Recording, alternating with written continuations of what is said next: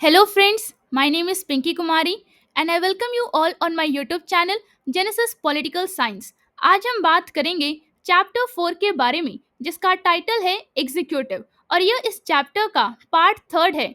आपसे मेरा ये रिक्वेस्ट है कि इस वीडियो को देखने से पहले आप इसका पार्ट 1 और पार्ट 2 जरूर देखें और हम फॉलो कर रहे हैं आपकी NCERT text book that is Indian constitution at work. चलिए हम इस चैप्टर को एक सिंपल और इजी तरीके से समझने की कोशिश करते हैं। डायरेक्ट आपके एनसीईआरटी टेक्स्ट बुक के पेजेस को रीड करके आपसे मेरा ये रिक्वेस्ट है कि इस वीडियो को जब भी देखें आप अपने एनसीईआरटी टेक्स्ट बुक के साथ बैठें। Besides this, there are at least three situations where the president can exercise the powers using his or her own discretion. आप कह सकते हैं कि इसके अलावा ऐसी कम से कम तीन स्थितियां हैं, मतलब there are at least three situations जहां राष्ट्रपति मतलब प्रेसिडेंट अपने विवेक का प्रयोग करके शक्तियों का उपयोग कर सकते हैं। आप कह सकते हैं कि where the president can exercise the powers using his or her own discretion. In the first place, we have already noted that the president can send back the advice given by the council of ministers and ask the council to reconsider the decision. आप कह सकते हैं कि सबसे पहले मतलब in the first place हमने पहले ही देखा है कि राष्ट्रपति मतलब कि प्रेसिडेंट मंत्री परिषद मतलब कि काउंसिल ऑफ मिनिस्टर्स द्वारा दी गई सलाह मतलब कि एडवाइस को वापस भेज सकते हैं और परिषद मतलब कि आप कह सकते हैं काउंसिल से निर्णय मतलब डिसीजन पर पुनर्विचार मतलब रिकंसिडर करने के लिए कह सकते हैं। In doing this the president acts on his or her own discretion. आप कह सकते हैं कि ऐसा करते समय राष्ट्रपति मतलब प्रेसिडेंट अपने विवेक मतलब डिस्क्रिशन से कार्य करते हैं। When the president thinks that the advice has certain flaws or legal lacunae or that it is not in the best interest of the country, the president can ask the council to reconsider the decision. आप कह सकते हैं कि जब राष्ट्रपति मतलब president को लगता है कि दी गई सलाह में कुछ खामियां या कानूनी कमियां हैं, आप कह सकते हैं कि when the president thinks that the advice has certain flaws or legal lacunae या यह देश के सर्वोत्तम हित में नहीं है और that it is not in the best interest of the country, तब राष्ट्रपति परिषद से निर्णय पर पुनर्विचार करने के लिए कह सकते हैं। आप कह सकते हैं कि the president can ask the council to reconsider the decision.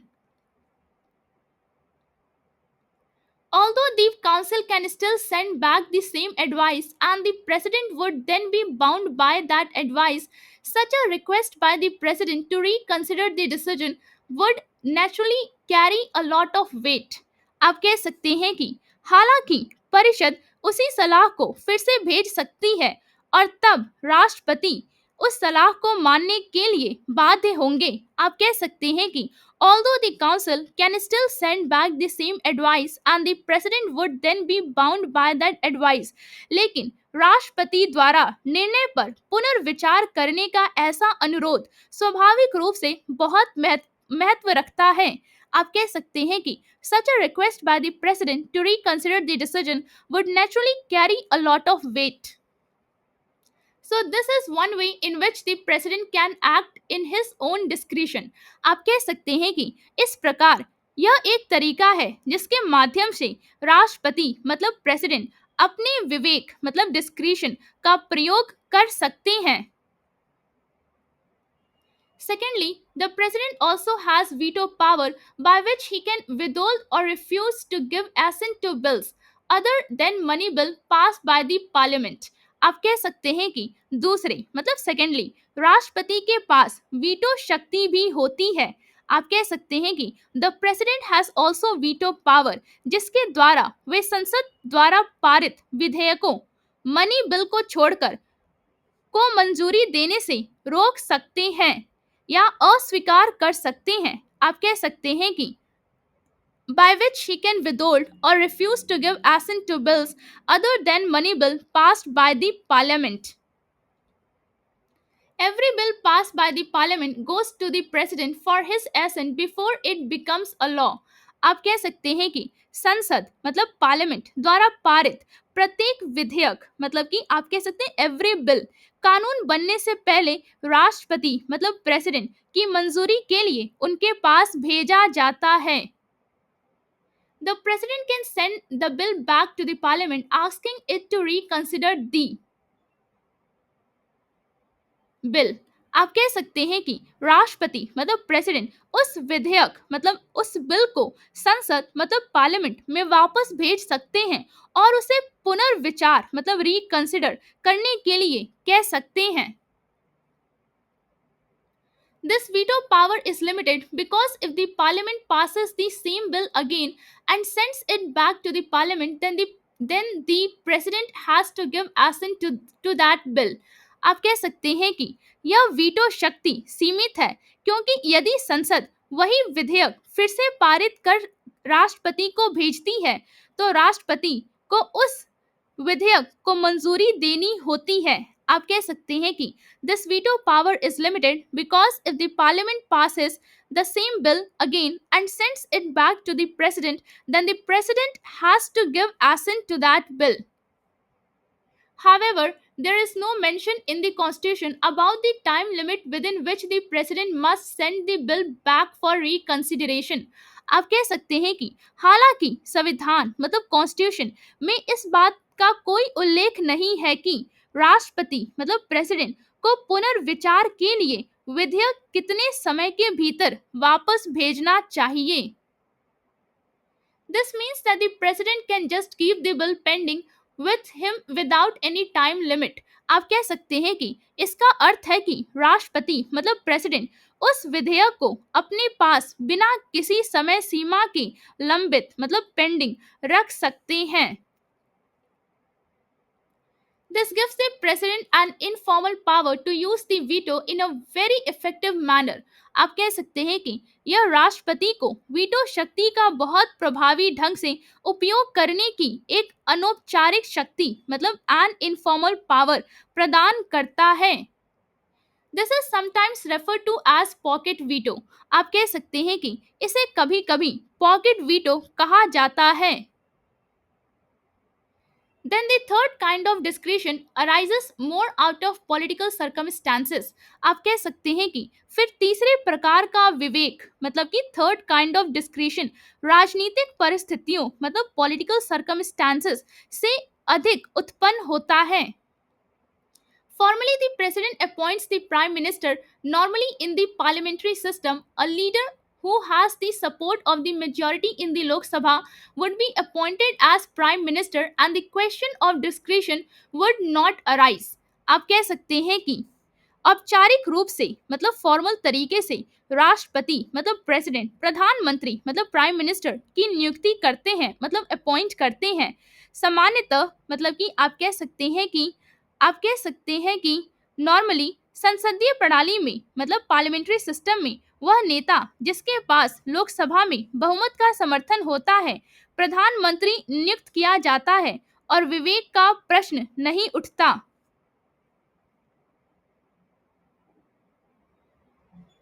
But imagine a situation when after an election no leader has a clear majority in the Lok Sabha.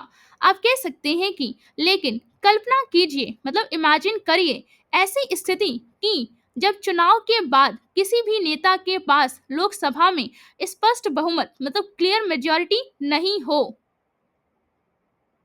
Imagine further that after attempts to forge alliances, two or three leaders are claiming that they have the support of the majority in the house. आप कह सकते हैं कि और आगे कल्पना कीजिए मतलब imagine further कि गठबंधन मतलब कि अलायंसेस बनाने के प्रयासों के बाद दो या तीन नेता मतलब टू और थ्री लीडर्स यह दावा कर रहे हों कि उनके पास सदन में बहुमत का समर्थन है. मतलब आप कह सकते हैं कि that they have the support of the majority in the house. Now the president has to decide whom to appoint as the prime minister. आप कह सकते हैं कि अब राष्ट्रपति मतलब प्रेसिडेंट को यह तय करना होता है कि किसे प्रधानमंत्री नियुक्त किया जाए. In such a situation, the president has to use his own discretion in judging who really may have the support of the majority or who can actually form and run the government. आप कह सकते हैं कि ऐसी स्थिति में मतलब इन सच a situation राष्ट्रपति को अपने विवेक का उपयोग करते हुए यह आंकलन करना होता है कि वास्तव में किसके पास बहुमत का समर्थन है या कौन वास्तव में सरकार बना और चला सकता है. आप कह सकते हैं कि the president has to use his own discretion in judging who really may have the support of the majority or who can actually form and run the government. Since 1989, major political changes have considerably increased the importance of the presidential office. आप कह सकते हैं कि 1989 के बाद से हुए प्रमुख राजनीतिक परिवर्तनों मतलब मेजर पॉलिटिकल चेंजेस ने राष्ट्रपति पद मतलब प्रेसिडेंशियल ऑफिस के महत्व मतलब इम्पोर्टेंस को काफी बढ़ा दिया है. In the four parliamentary elections held from 1989 to 1998, no single party or coalition attained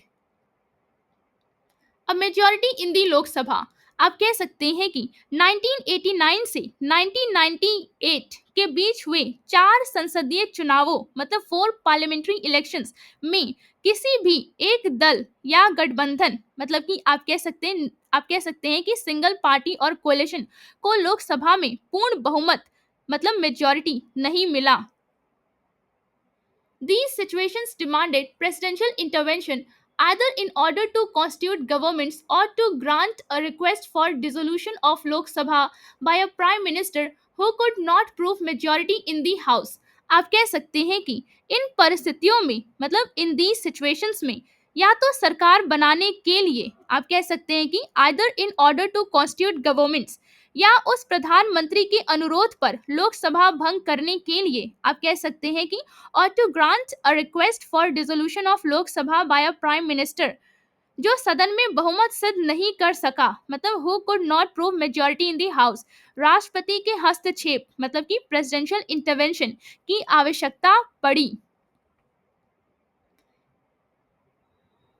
It may thus be said that presidential discretion is related to political conditions. आप कह सकते हैं कि इस प्रकार कहा जा सकता है कि राष्ट्रपति मतलब आप कह सकते हैं कि प्रेसिडेंट का विवेक मतलब कि डिस्क्रिशन राजनीतिक परिस्थितियों मतलब पॉलिटिकल कंडीशंस से संबंधित होता है. There is a greater scope for presidential assertiveness when governments are not stable and coalitions occupy power. आप कह सकते हैं कि जब सरकारें अस्थिर होती हैं मतलब कि आप कह सकते हैं when the governments are not stable और सत्ता गठबंधनों के हाथ में होती है and coalitions occupy power तब राष्ट्रपति मतलब प्रेसिडेंट की सक्रिय भूमिका की संभावना अधिक होती है. आप कह सकते हैं कि there is a greater scope for presidential assertiveness. For the most part the president is a formal power holder and a ceremonial head of the nation. आप कह सकते हैं कि ज्यादातर मामलों में राष्ट्रपति मतलब प्रेसिडेंट औपचारिक शक्ति मतलब सेरेमोनियल पावर धारक मतलब कि होल्डर और राष्ट्र के सांकेतिक प्रमुख होते हैं. आप कह सकते हैं कि ज्यादातर मामलों में राष्ट्रपति औपचारिक शक्ति धारक और राष्ट्र के सांकेतिक प्रमुख होते हैं. आप इसे कह सकते हैं कि for the most part the president is a formal power holder and a ceremonial head of the nation. You may wonder why then do we need a president. आप कह सकते हैं कि आप सोच सकते हैं कि फिर हमें राष्ट्रपति मतलब प्रेसिडेंट की आवश्यकता क्यों है. In a parliamentary system, the Council of Ministers is dependent on the support of the majority in the legislature. आप कह सकते हैं कि संसदीय प्रणाली में मतलब पार्लियामेंट्री सिस्टम में मंत्री परिषद मतलब कि काउंसिल ऑफ मिनिस्टर्स विधायिका मतलब कि लेजिस्लेचर में बहुमत मतलब मेजॉरिटी के समर्थन पर निर्भर करती है. This also means that the Council of Ministers may be removed at any time and a new Council of Ministers will have to be put in place. आप कह सकते हैं कि इसका यह भी अर्थ है कि मंत्री परिषद मतलब कि काउंसिल ऑफ मिनिस्टर्स को कभी भी हटाया जा सकता है और एक नई मंत्री परिषद नियुक्त करनी पड़ सकती है. Such a situation requires a head of the state who has a fixed term, who may be empowered to appoint the prime minister and who may symbolically represent the entire country. आप कह सकते हैं कि ऐसी स्थिति में एक ऐसे राज्य प्रमुख की आवश्यकता होती है जिसका कार्यकाल निश्चित हो. आप कह सकते हैं कि such a situation requires a head of the state who has a fixed term, जो प्रधानमंत्री की नियुक्ति करने के लिए अधिकृत हो और जो पूरे देश का प्रतीकात्मक रूप से प्रतिनिधित्व कर सके. आप कह सकते हैं कि who may be empowered to appoint the prime minister and who may symbolically represent the entire country. This is exactly the role of the president in ordinary circumstances. आप कह सकते हैं कि सामान्य परिस्थितियों में यही राष्ट्रपति की भूमिका होती है. Besides, when no party has a clear majority, the president has the additional responsibility of making a choice and appointing the prime minister to run the government of the country. आप कह सकते हैं कि इसके अलावा जब किसी पार्टी को स्पष्ट बहुमत नहीं मिलता, मतलब when no party has a clear majority, तब राष्ट्रपति के पास अतिरिक्त जिम्मेदारी होती है. तो आप कह सकते हैं कि the president has the additional responsibility प्रधानमंत्री का चयन करने और देश की सरकार चलाने के लिए उसकी नियुक्ति करने की. आप कह सकते हैं कि of making a choice and appointing the prime minister to run the government of the country.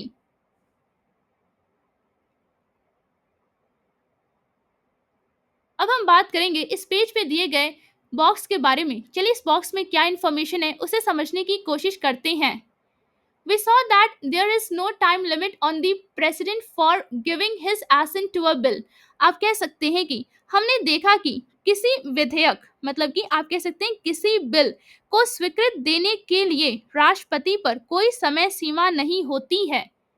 Do you know that such a thing has already happened? आप कह सकते हैं कि क्या आप जानते हैं कि ऐसा एक बार वास्तव में हो चुका है. In 1986, the Parliament passed a bill known as Indian Post Office Amendment Bill. आप कह सकते हैं कि 1986 में संसद मतलब पार्लियामेंट ने एक विधेयक पारित किया जिसे भारतीय डाकघर मतलब इंडियन पोस्ट ऑफिस संशोधन मतलब अमेंडमेंट विधेयक मतलब बिल कहा गया. This bill was widely criticized by many for it sought to curtail the freedom of the press. आप कह सकते हैं कि इस विधेयक मतलब बिल की कई लोगों ने कड़ी आलोचना की क्योंकि इसका उद्देश्य प्रेस की स्वतंत्रता मतलब फ्रीडम ऑफ द प्रेस को सीमित मतलब कर्टेल करना था. The then president Giani Zail Singh did not take any decision on this bill. आप कह सकते हैं कि उस समय के राष्ट्रपति मतलब प्रेसिडेंट ज्ञानी जेल सिंह ने इस विधेयक मतलब कि बिल पर कोई निर्णय नहीं लिया. After his term was over, the next president Venkataraman sent the bill finally back to the parliament for reconsideration. आप कह सकते हैं कि उनका कार्यकाल समाप्त होने के बाद अगले राष्ट्रपति वेंकटरमन ने अंततः इस विधेयक को पुनर्विचार के लिए संसद में वापस भेज दिया. By that time, the government that brought the bill before the parliament had changed and a new government was elected in 1989. आप कह सकते हैं कि तब तक वह सरकार जिसने यह विधेयक संसद में पेश किया था बदल चुकी थी और 1989 में एक नई सरकार चुनी गई थी. This government belonged to a different coalition and did not bring the bill back before the parliament. आप कह सकते हैं कि यह सरकार मतलब गवर्नमेंट एक अलग गठबंधन मतलब कि डिफरेंट कोalition की थी और उसने इस विधेयक को दोबारा संसद में प्रस्तुत नहीं किया. Thus, Jail Singh's decision to postpone giving assent to the bill effectively meant that the bill could never become a law. आप कह सकते हैं कि इस प्रकार जेल सिंह द्वारा विधेयक को स्वीकृति देने में देरी करने का निर्णय वास्तव में इस बात का कारण बना कि वह विधेयक कभी कानून नहीं बन सका. आप कह सकते हैं कि thus Jail Singh's decision to postpone giving assent to the bill effectively meant that the bill could never become a law. अब हम बात करेंगे इस पेज पे दिए गए बॉक्स के बारे में। चलिए इस बॉक्स में क्या इन्फॉर्मेशन है उसे समझने की कोशिश करते हैं।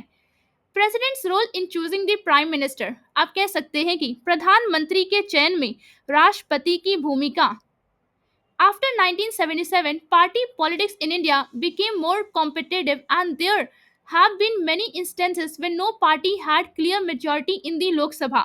आप कह सकते हैं कि 1977 के बाद भारत में पार्टी पॉलिटिक्स, जिसे आप कह सकते हैं दलीय राजनीति या फिर कह सकते हैं पार्टी की राजनीति, अधिक प्रतिस्पर्धात्मक, आप कह सकते हैं मोर कॉम्पिटिटिव हो गई। और कई बार ऐसा हुआ जब किसी भी पार्टी को लोकसभा में स्पष्ट बहुमत मतलब क्लियर मेजॉरिटी नहीं मिला। What does the president do in such situations, आप कह सकते हैं कि ऐसी परिस्थितियों में राष्ट्रपति मतलब प्रेसिडेंट क्या करते हैं। No political party or coalition secured majority in the elections held in March 1998. आप कह सकते हैं कि मार्च 1998 में हुए चुनावों में किसी भी राजनीतिक दल या गठबंधन मतलब कि आप कह सकते हैं पॉलिटिकल पार्टी और कोalition को बहुमत नहीं मिला। The BJP and its allies secured 251 seats, 21 short of a majority. आप कह सकते हैं कि भाजपा मतलब बीजेपी और उसके सहयोगियों मतलब and its allies को 251 सीटें मिली जो बहुमत से 21 सीटें कम थीं। President Narayanan adopted an elaborate procedure. आप कह सकते हैं कि राष्ट्रपति नारायणन मतलब प्रेसिडेंट नारायणन ने एक विस्तृत प्रक्रिया मतलब elaborate procedure अपनाई मतलब अडॉप्ट की। He asked the leader of the alliance, Atal Bihari Vajpayee, to furnish documents in support of his claim from concerned political parties. आप कह सकते हैं कि उन्होंने गठबंधन के नेता अटल बिहारी वाजपेयी से कहा कि संबंधित राजनीतिक दलों से अपने दावे के समर्थन में दस्तावेज प्रस्तुत करें। आप कह सकते हैं कि he asked the leader of the alliance, Atal Bihari Vajpayee, to furnish documents in support of his claim from concerned political parties. Not stopping, not stopping at this, the president also advised Vajpayee to secure a vote of confidence within 10 days of being sworn in.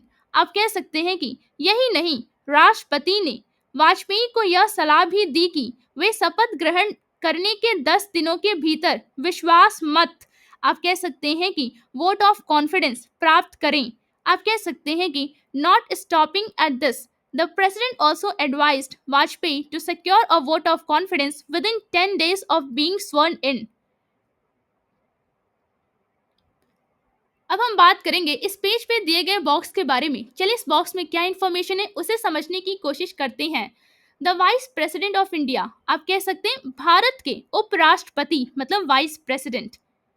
The vice president is elected for 5 years. आप कह सकते हैं कि उपराष्ट्रपति मतलब vice president का चुनाव 5 वर्षों मतलब 5 years के लिए किया जाता है।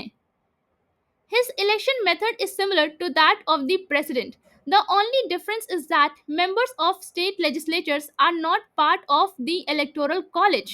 आप कह सकते हैं कि उनका चुनाव मतलब इलेक्शन तरीका मतलब मेथड राष्ट्रपति मतलब प्रेसिडेंट के समान होता है मतलब सिमिलर होता है। केवल इतना अंतर है कि राज्य विधानसभाओं मतलब स्टेट लेजिस्लेचर्स के सदस्य मतलब मेंबर्स निर्वाचन मंडल मतलब कि इलेक्टोरल कॉलेज का हिस्सा नहीं होते। The vice president may be removed from his office by a resolution of the Rajya Sabha passed by a majority and agreed to by the Lok Sabha. आप कह सकते हैं कि उपराष्ट्रपति मतलब वाइस प्रेसिडेंट को उनके पद से हटाया जा सकता है यदि राज्यसभा बहुमत से एक प्रस्ताव पारित करे और लोकसभा उस प्रस्ताव से सहमत हो। आप कह सकते हैं कि the vice president may be removed from his office by a resolution of the Rajya Sabha passed by a majority and agreed to by the Lok Sabha. The Vice President acts as the ex officio chairman of the Rajya Sabha and takes over the office of the President when there is a vacancy by reasons of death, resignation, removal, by impeachment or otherwise.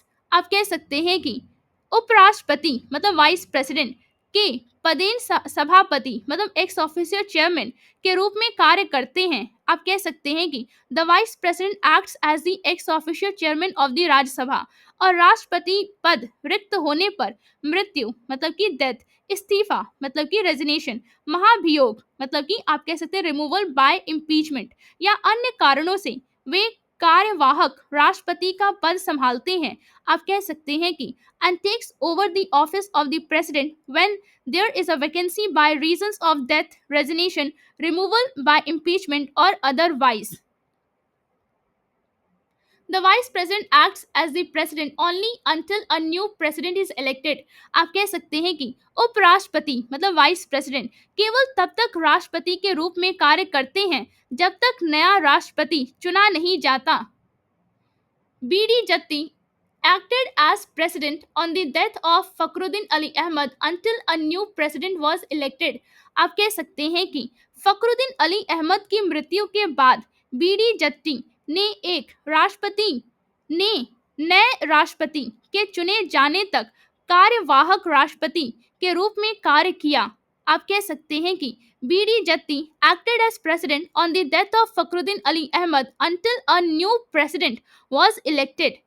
उम्मीद करती हूँ जो pages आज हमने discuss किया वो आपको एक सिंपल और इजी तरीके से समझ में आया होगा। अगर वीडियो अच्छा लगा हो तो लाइक और सब्सक्राइब करना ना भूलिए, शेयर जरूर करें और अपने दोस्तों को भी इस चैनल के बारे में बताइए। कमेंट्स में अपनी राय जरूर दें, बेल आइकन पे क्लिक करें ताकि अगला वीडियो मिस ना हो। In the end, I truly thank you for your time and support in watching this video.